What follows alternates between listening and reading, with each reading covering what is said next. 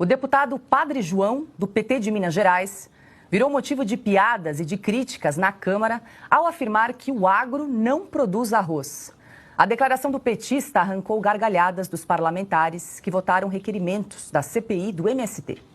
Primeiro quero informar ao colega deputado que no almoço de hoje meu cardápio que eu alimentei, foi arroz. E o agro não produz arroz. Foi alface. O agro não produz alface, nem feijão, nem mandioca. Então, ele disse que nós estamos aqui porque o almoço de hoje foi graças ao agro. Mais de 70%, tem itens que chegam a 80%, é agricultura familiar, são os assentamentos de reforma agrária que produzem. A Federarroz, Federação das Associações de Arrozeiros do Estado do Rio Grande do Sul, emitiu uma nota sobre as declarações. Aspas.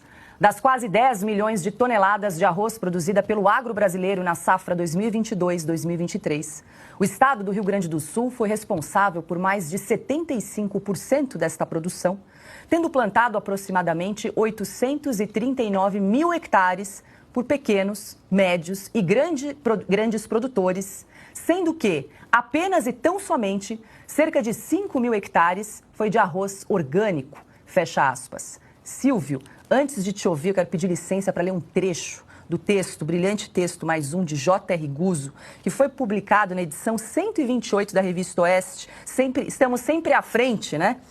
Com o título seguinte, Lula, o agrofascista e a palhaçada do arroz orgânico. Abre aspas. Em sua denúncia contra o fascismo do agro, que, segundo ele, destrói o meio ambiente e envenena a população com agrotóxicos, Lula disse que a solução é o MST, que, ao mesmo tempo, produz alimentos, protege a natureza e cuida da saúde do povo. A prova, segundo ele, é a produção de arroz orgânico colhida pelo MST em sua última safra nas terras que invadiu, 12 mil toneladas. O ex-presidente achou que isso é um feito monumental, uma coisa extraordinária, nas suas exatas palavras. No mundo dos fatos, porém, essas 12 mil toneladas não significam absolutamente nada. São, na verdade, um certificado do miserável fracasso do MST como produtor de alimentos. É extremamente simples. O Brasil produziu, na mesma safra, entre 10 e 11 milhões de toneladas de arroz, ou seja, não longe de 1000 vezes mais. Que diabo você vai fazer com 12 mil toneladas? Não dá para alimentar o Brasil, que consome mais de 30 mil toneladas de arroz por dia, nem por 12 horas, calculou a Gazeta do Povo. E isso. Você se levanta amanhã para trabalhar e, ao voltar para a cama, à noite, o país terá comido o dobro de todo o arroz orgânico que o MST produziu durante um ano inteiro. Silvio Navarro.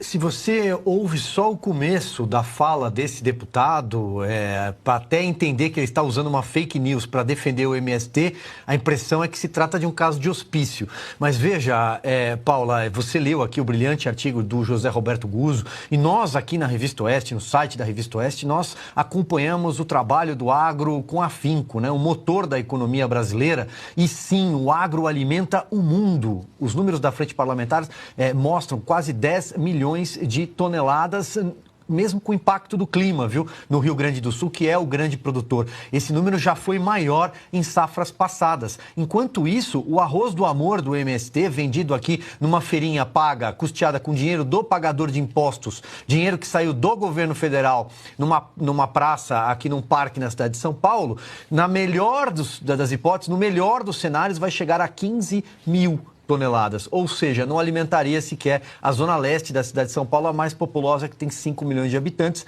não alimentaria nenhum, pouquíssimos municípios de tamanho médio, eu ia falar pequeno, mas pode ser, vão partir do médio, né? Ou seja, é uma grande bobagem o que ele está dizendo, mas isso é a narrativa em defesa do MST, que é um movimento que comete crimes, criminoso, a CPI vai mostrar isso.